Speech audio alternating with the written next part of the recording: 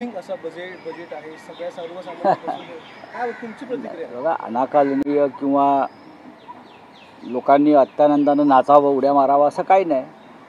हे BJPचेच अंधभक्त उड्या मारतायत. आता त्याच्यावरती अनेकांनी आपापल्या पद्धतीने विश्लेषण केलेलं आहे की हे मध्यमवर्गीयांना खुश करणारं बजेट आहे. खरं म्हणजे या कालच्या निवडणुकीत मध्यमवर्गीयांची मतं भाजपला पडलेली नाहीत. EVMच्या माध्यमातून मध्यमवर्गीयाची मतं जी चोरली आणि त्याच्यामुळे मध्यमवर्गीय तो धक्क्यात आहे, शॉकमध्ये आहे, त्या मध्यमवर्गीयांना हे मधाचं बोट लावण्याचा प्रयत्न आहे. प्रत्यक्षात या सगळ्या कागदावरच्या बजेटमधून लोकांना काय मिळतं, काय मिळणार आहे यासाठी थोडा वेळ द्यावा लागेल. आता फक्त जे अर्थतज्ज्ञ आहेत त्यांची भाषणं आपण ऐकायची आहेत, त्यांनी केलेलं विश्लेषण वाचायचं. प्रत्यक्षात काय होईल यासाठी थोडा वेळ जावा लागेल. बोला. मात्र बिहारचा हा संकल्प आहे. महाराष्ट्रासारख्या राज्याला काय मिळालं बिहारच्या तुलनेत? प्रत्येक बजेट मोदींचं हे राज्याच्या आणि लोकसभेच्या निवडणुका डोळ्यासमोर ठेवून केलेलं असतं. भविष्यात बिहारच्या निवडणुका आहेत.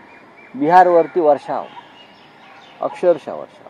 जिथे भारतीय जनता पक्षाचं राज्य नाही, मग तामिळनाडू असेल, केरळ असेल, कर्नाटक असेल, महाराष्ट्र असेल, तिथे आपलं काहीतरी तोंडाला पानं पुसायची आणि पुढे जायचं. आणि मग भाजपचे जे लोक आहेत अंधभक्त, ते टाळ वाजवत बसतात. महत्त्वाचं म्हणजे काल ज्यावेळी मुख्यमंत्री देवेंद्र फडणवीस आणि अजित पवार जे अर्थमंत्री या दोघांनी ज्यावेळी या बजेट संदर्भात आपापली प्रतिक्रिया ऑफिशियल प्रतिक्रिया दिली, तर दोघांची आकडे वेगवेगळे दिसले. म्हणजे मुंबई मेट्रोला त्यांना बजेट कळलेलंच नाही. या महाराष्ट्रातल्या 2 उपमुख्यमंत्री आणि मुख्यमंत्री यांना खरोखर बजेट कळलेलं नाही. बजेट कळण्यासाठी किमान 72 तास जावे लागतात. हा आमचा अनुभव आहे. देशाचं बजेट नुसते आकडे आणि घोषणांवर जाऊन पार्लमेंटच्या चालत नाही. बजेट ज्याला कळतं ते कळून घेण्यासाठी किमान 72 तास जावे लागतात. आम्हाला बजेट कळून घेण्यासाठी नाणे पालखीवाल्यांचे भाषण ऐकायला जावं लागत होतं. नक्की बजेटमध्ये काय आहे हे समजून घेण्यासाठी आमच्यासारखे लोक तेव्हा नाणी पालखीवाला जे होते अर्थतज्ज्ञ, ते त्यांचं एक व्याख्यान ठेवायचे वानखेडे स्टेडियमवर किंवा मोठ्या मैदानात, आणि तिथे आमच्यासारखे अज्ञानी लोक जाऊन ते भाषण ऐकायचे. तेव्हा आम्हाला ते बजेट कळायचं. हे काय चिंतामणराव देशमुख आहेत का सगळे? त्या रघुरामन राजन आहेत, त्यांना 2 तासात बजेट संपूर्ण कळलं. अनेक गौप्यस्फोट करण्यात आलेले आहेत की एका शिंदे गटाच्या आमदाराने विमान प्रवासात मला काही नेमकं काय किस्सा होता आपल्या? प्रश्न असा आहे की त्यात शिंदे गटाचा आमदार यांनी कशा करता सांगायला पाहिजे. नक्कीच आज सामनामध्ये रोखठोकमध्ये मी काही एक विषय मांडलेला आहे, आणि हा विषय तसा सगळ्यांनाच माहिती आहे की महाराष्ट्रातलं सरकार हे बहुमतातलं असलं तरी ते एकसंघ नाही, त्यात एकवाक्यता नाही, आणि एकमेकाविरुद्ध कुरघोड्या करण्याचे प्रयत्न सुरू आहेत. पण एकनाथ शिंदे यांची कुरघोडी करण्याची ताकद, बरं का, ज्याला तुम्ही बार्गेनिंग पॉवर म्हणतो, ती भारतीय जनता पक्षानं पूर्णपणे संपवली असल्यामुळे एकनाथ शिंदे आणि त्यांच्या गटाचा एक सरपटणारा प्राणी झालेला आहे भाजपसमोर. हे स्पष्ट दिसतं आहे. मी तेच म्हटलेलं आहे. एकनाथ शिंदे यांचं म्हणणं आहे, खाजगीत ते सांगतात की विधानसभा निवडणुकीनंतर सुद्धा मीच मुख्यमंत्री राहीन, अशा प्रकारचं मला वचन दिल्यामुळे मी फुटलो. मला विधानसभा 2024 नंतर सुद्धा आपणच मुख्यमंत्री राहणार आहात हे सांगितल्यामुळेच मी पक्षातून बाहेर पडण्याचा निर्णय घेतला.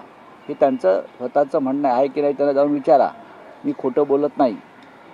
आणि काल निवडणुका झाल्यावर एकनाथ शिंदे यांना खड्यासारखं बाजूला केलं. ठीक आहे, काही मंत्रिपदं दिली, काही महत्त्वाची खाती दिली, उपमुख्यमंत्रीपद दिलं, पण एकनाथ शिंदेचा जर आपण चेहरा पाहिला असेल, ज्याला तुम्ही बॉडी लँग्वेज म्हणता, त्यांचा वावर म्हणतो, तो पाहिल्यावर तुम्हाला कळेल की ते अजूनही शून्यात आहेत किंवा गुंगीत आहेत. त्या धक्क्यातून ते सावरलेले नाहीत. एकतर मला 50-55 जागा कशा मिळाल्या हा त्यांना पहिला धक्का, आणि दुसरं म्हणजे BJPनं दिलेला शब्द पाळला नाही अमित शहाने, दुसरा धक्का. त्या धक्क्यातून ते पूर्ण कोलमडलेले आहेत आणि सरकारमध्ये त्यांची पूर्ण कोंडी झाली आहे. त्यांचे लोक उद्या समोरून काही सांगतील थोड्या वेळाने. पण सरकारमध्ये फक्त मंत्रिपद असणं 4-10 लोकांना म्हणजे मान आणि प्रतिष्ठा असतो असं नाही. जो फोकस, जो झोत त्यांच्यावर होता मुख्यमंत्री म्हणून, तो गेला. आता लोक त्यांच्याकडे जात नाहीत. लोक जातात ते फक्त पैसे मागायला जातात. हां, पण त्यांच्याकडे पैसे आहेत. यापुढलं त्यांचं राजकारण पैसा आणि सत्ता जे आहे त्याच्यावरच चालेल आणि त्यांच्याच आमदारामध्ये चलबिचल आहे की नाही तुम्ही प्रत्येकाला जाऊन विचारा. मी कशाला सांगायला पाहिजे. त्यातल्या एका मोठ्या गटावर देवेंद्र फडणवीस यांचे नियंत्रण आहे पूर्णपणे. शिंदे गटातल्या किमान 20 ते 25 आमदारांच्या गटावर देवेंद्र फडणवीस यांचं पूर्ण नियंत्रण आहे. कारण हे 20-25 लोक जे आहेत हे देवेंद्र फडणवीस किंवा अमित शहा यांच्या सांगण्यावरून सुरतला गेले, एकनाथ शिंदेसाठी नाहीत. आणि आजही त्यांच्यावर कंट्रोल हे फडणवीसांचाच आहे. आणि उरलेले लोक आहेत ते चलबिचल आहेत, चंचल आहेत. त्यांना असं वाटतं की आपली कोंडी होते, भविष्यात जास्त कोंडी होईल. आपल्याला नेतृत्व नाही कोणतंही चांगलं की जे आपल्याला संरक्षित करेल, प्रोटेक्ट करेल. तेव्हा आपण पुन्हा मागे फिरायचं का, असा एक विचार त्या पक्षात सुरू आहे. ही माझी माहिती आहे. काल संजय सिरसाटांनी एबीपी माझाला जी मुलाखत दिली त्याच्यामध्ये त्यांनी असं म्हटलेलं की आता जोडायची वेळ आहे, एकत्र यायची वेळ, आणि जर वेळ पडली तर मी स्वतः दोन्ही नेत्यांना एकत्र आणू शकेन किंवा मी स्वतः त्यामध्ये प्रयत्न करेन. ते अटल बिहारी वाजपेयीच आहेत ना. म्हणजे महान माणूस आहे तो, महान माणूस आहे. त्याच्यामुळे हे करू शकतात. आणि त्यांच्या ज्या भावना आहेत त्या भावनांविषयी आम्ही कृतज्ञता व्यक्त करतो. मोठा माणूस आहे तो, ते काही करू शकतात. ते शरद पवार, अजित पवारांना एकत्र आणतील, पण चांगली गोष्ट आहे. त्यांचा जो विचार आहे, ही जी कृतज्ञता आहे त्याच्याविषयी मी त्यांचा आभारी आहे. मातोश्रीला मुख्यमंत्री पद न मिळालं मोठ्या प्रमाणात काळजी केली जाते असं आता काय म्हणते. मुख्यमंत्री पद मातोश्रीला मिळालं नसल्यामुळे काळजी जादू. मला एक प्रश्न त्यांनी सांगावा, देवेंद्र फडणवीस सध्या वर्षा बंगल्यावर का राहायला जात नाहीत? काळी जादू म्हणताय ना. देवेंद्र फडणवीस सध्या मुख्यमंत्र्यांच्या अधिकृत निवासस्थानी राहायला का जात नाही याचं उत्तर या काळी जादूवाल्याने द्यावं. कळलं? माझ्या नादाला लागू नका. बोलिए आप बोलिए. बिहार को स्पेशल पैकेज दिया गया, महाराष्ट्र हाईएस्ट टैक्स पेयर है, फिर भी ऐसे क्यों? बिहार में चुनाव है. मोदी सरकार का हर बजट ये चुनाव के लिए होता है.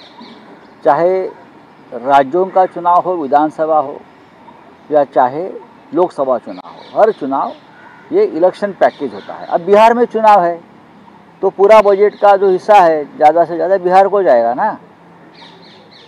ये उनकी एक खासियत है. ये देश का बजट नहीं बनाते, ये चुनाव का बजट बनाते हैं.